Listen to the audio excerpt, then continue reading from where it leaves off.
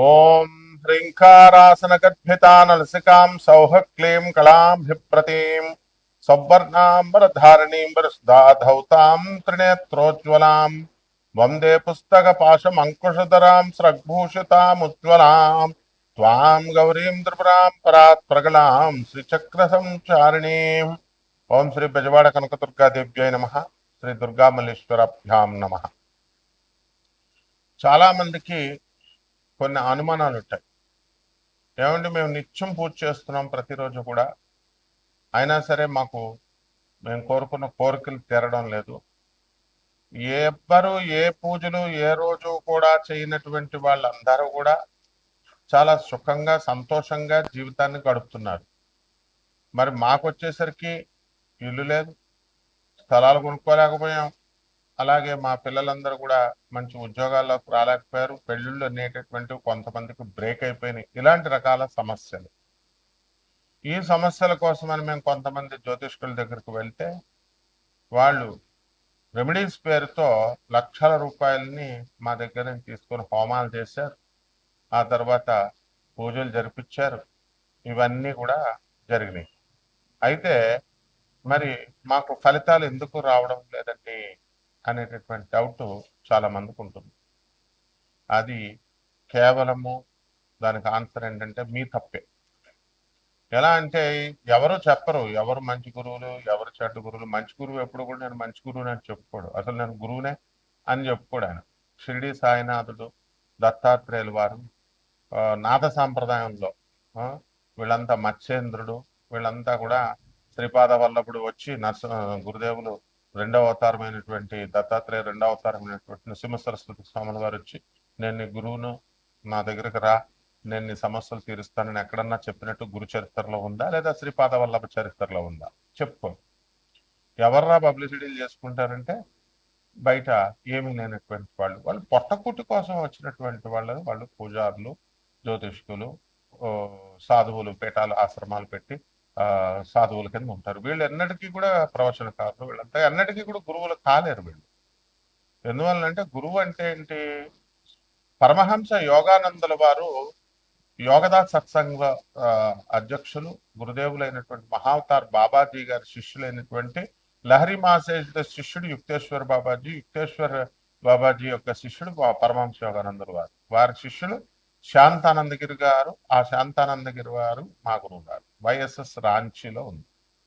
వీళ్ళంతా కూడా మరి అన్ని ఆనంద మార్గ ప్రభాత్ రంజన్ సర్కార్ గారు, తర్వాత ఈ యొక్క రమణ మహర్షుల వారు, మాణిక్ మహారాజ్, వీళ్ళంతా కూడా కలుస్తూ ఉండేవారు.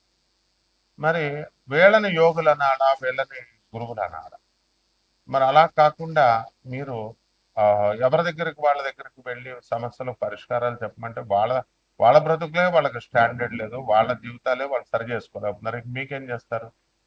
పరమహంస యోగానందులు వారు మాత్రం క్లియర్ గా చెప్పారు what is the definition of a guru అని. A guru should be designated by the God.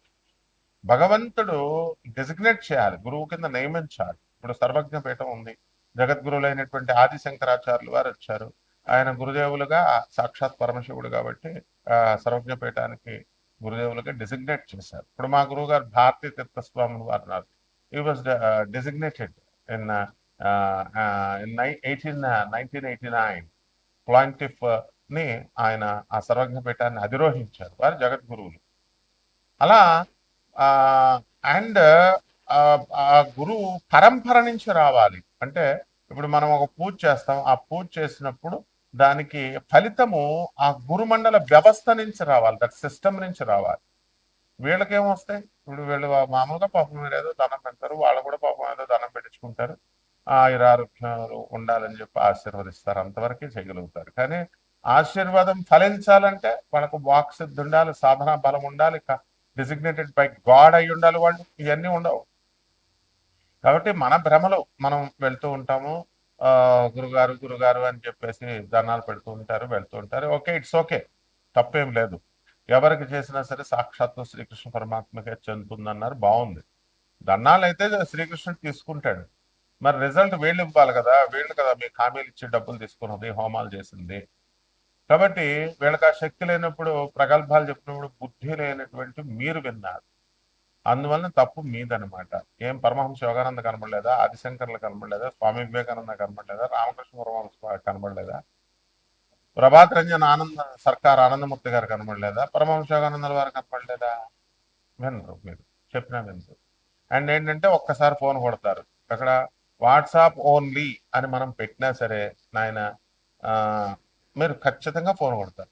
Phone కొట్టి గురుగారండి, ఇంకా గురుగారు బాత్రూంలో ఉన్నారో లేకపోతే ట్రావెలింగ్లో ఉన్నారో పూజలో ఉన్నారో కాలేజీలో ఉన్నారో నేను యూనివర్సిటీలో ఉన్నాము ఏం చూడరు ఇక మీరు. కొట్టేస్తే మీరు కొట్టేసిన టైంకి మేము ఎత్తేయాలి, ఎత్తేసి మేము చెప్పేసేయాలి. ఆ తర్వాత చేయమంటే ఇంక మళ్ళీ చేయడాలు ఉండవు. ఇక్కడ వాట్సాప్ పెట్టమంటే పెట్టడాలు ఉండవు. మంత్రాలు తీసుకుంటారు, దాని ఫాలో అప్ చెప్పరు. ఫాలో అప్ చెప్పండిరా అంటే గంట గంటకు ఫాలో అప్ చేసి గురుగారు ఇప్పుడు స్టార్ట్ చేస్తున్నానండి, తర్వాత రేపు స్టార్ట్ చేస్తానండి. ఇయ్యా ఒక పరంపరలో వెళ్ళాలి. ఒక తర్వాత ఏమన్నా తిడితే అలిగేస్తారు. ఆ, మీకు కావాల్సిన యక్షిణి మంత్రాలు, యక్షిణి చీల్చేస్తుంది. యక్షిణి అంటే ఏంటనుకుంటున్నారు? ఈ యూట్యూబ్ లో ఉన్నటువంటి యక్షిణి దేవతల గురించి చెప్పిన వాళ్ళకి వీళ్ళకి ఏం తెలియదు. యక్షిని ఒక ఆత్మ అంటాడు, ఒకడు చచ్చిపోయిన ఆత్మ ఒకడు అయిపోయింది అంటాడు. వాడేమో సిద్ధి పొందేసిందని ఆ ఛానల్ వాళ్ళు ప్రచారం, మనం వెళ్ళడం మానేస్తే ఆ ఛానల్ వాళ్ళు ప్రచారం. ఇలా రకరకాలుగా ఈ యక్షిని అనేటటువంటిది మలమూత్రాలు తినాలంటాడు ఇంకొక దౌర్భాగ్యుడు. ఆ తర్వాత రొమాన్స్ చేస్తుంది మీకు అర్ధరాత్రులు వచ్చాయని చెప్తాడు ఇంకొక రాస్కల్. ఇదే యక్షిణి దేవతల గురించి చెప్పింది. వాళ్ళ పేర్లోనే ఉంది దేవతలు అని. యక్షిణి దేవతలు అని, యక్ష గంధర్వ కిన్నెర కింపురుష దేవతలు.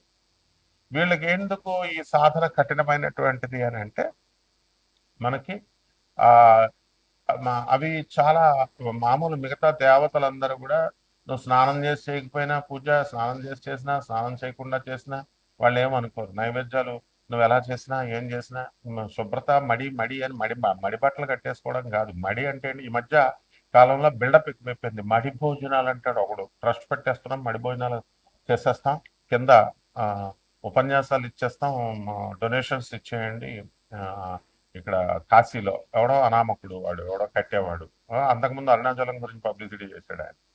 తర్వాత అందులో ఎవడో ఒకడో వాళ్ళందరూ డబ్బులు ఇచ్చారు, వాడు మాయమైపోయాడు, వాడు అక్కడ వర్క్స్ ఏం జరగలేదు. Is the way. తర్వాత ఇంకొకడు ఆ మడి కట్టుకుంటున్నామండి, మడి పూజల్లో ఉన్నామండి, మడి భోజనాల్లో ఉన్నామండి, ఇవన్నీ బిల్డప్ చీరేస్తుంది యక్షిణీ దేవత.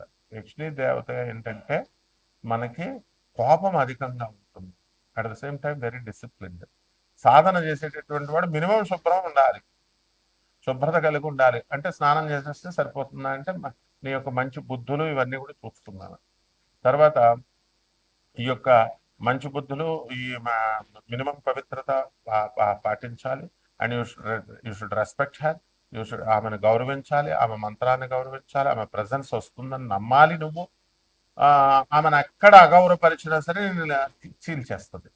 కాబట్టి ఆ ఈ ఈ విధవలేమో నువ్వు లవ్ చేయి కామాతురణం నా లజ్జ నా భయం అని, ఈ విధవలకే బుద్ధి లేదు అసలు చెప్పే విధవలకి.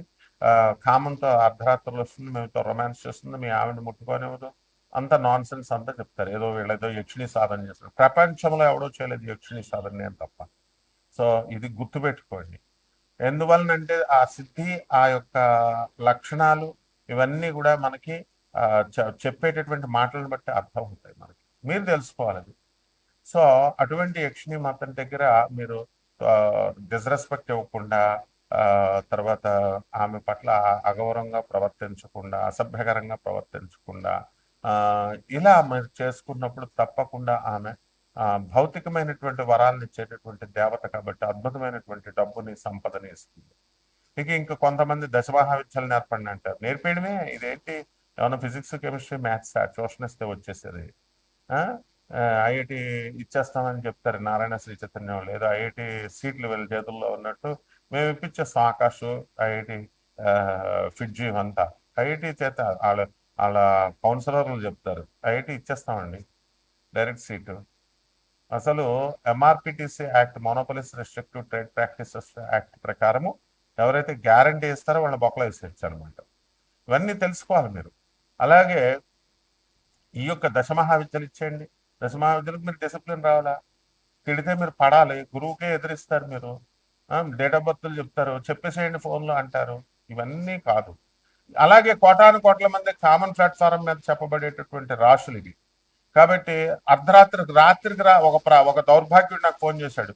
రాత్రికి రాత్రి మారిపోతాయండి, నేను మీ అభిమాని అండి, మీరంటే రెస్పెక్ట్ అండి అంటాడు. బాగానే ఉన్నాడు, చెప్పి సగం చచ్చి అర్థం అవట్లా.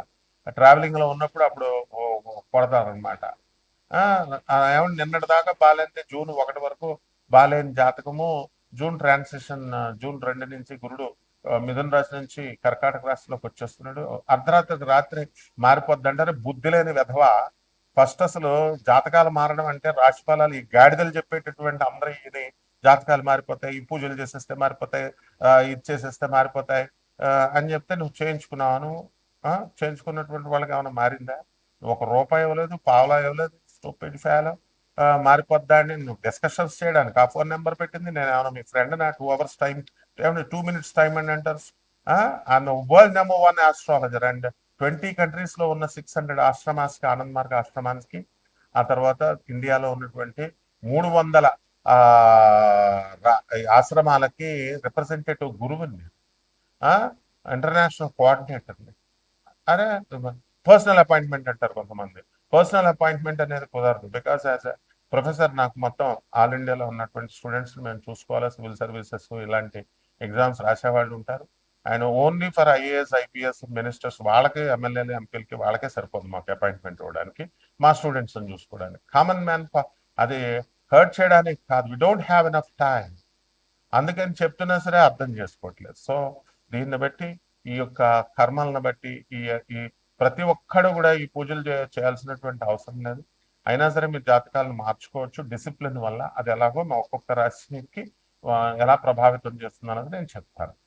తులారాశి, ఈ తులారాశి వారికి అందరికీ కూడా మనకి షష్ఠ స్థితి కారకుడైనటువంటి శనిగ్రహ ప్రభావం వలన లాంగిటివిటీ ఆఫ్ లైఫ్ అనేటటువంటిది మీకు గ్యారంటీ అనమాట. ఆరోగ్యకరమైనటువంటి ఆరోగ్యపు అలవాట్లు, హెల్దీ హ్యాబిట్స్ మీరు చేయడం అనేటటువంటిది చేసుకుంటారు. అలాగే పంచమంలో ఉన్నటువంటి రాహుగ్రహ ప్రభావం వలన మీ కుటుంబంలో కాస్త మనశ్శాంతి లోపము అనేటటువంటిది వస్తుంది. ఖర్చుల విషయంలో దుబారా ఖర్చులు, తర్వాత ఇవన్నీ చేస్తారు. ఉద్యోగం ఒక రకంగా జీతం వస్తున్నటువంటి దానికి మీరు ఏం చేస్తారంటే, ఆ జీతభత్యాల కంటే కూడా ఎక్కువగా వచ్చేటటువంటి ఉద్యోగాలు ఉన్నాయి కదా, వాటిల్లో మనం జంప్ అయితే బాగుంటుంది అని ఆ ఎక్కువ జీతం ఉన్నటువంటి కంపెనీలకు మీరు మారడము, ఇవన్నీ కూడా మీరు చేయడం జరుగుతుంది. అండ్ ఎక్కువ జీతాలు వస్తాయనే భ్రమలో మీరు ఉండి ఉన్నది కూడా పోగొట్టుకునేటటువంటి అవకాశాలు కనబడుతున్నాయి. అలాగే రవి బుద్ధులు ఇద్దరు కూడా మనకి ఈ వృషభ రాశిలో ఉన్నప్పుడు మనకి ఈ మే 29, 2026 వరకు బుద్ధుడు మనకి గల్లా చేరతాడు అక్కడ అక్కడ మిథున రాశిలోకి. అలాగే గురువు, శుక్ర, బుధులు, ముగ్గురు కలిసి కొన్ని రోజుల నుండి ఆ తర్వాత ఈ యొక్క గురు సంచారము 2 జూన్ 2026 వచ్చేసరికి బ్రహ్మాండంగా మీ యొక్క పరిస్థితి అనేటటువంటిది ఉంటుంది.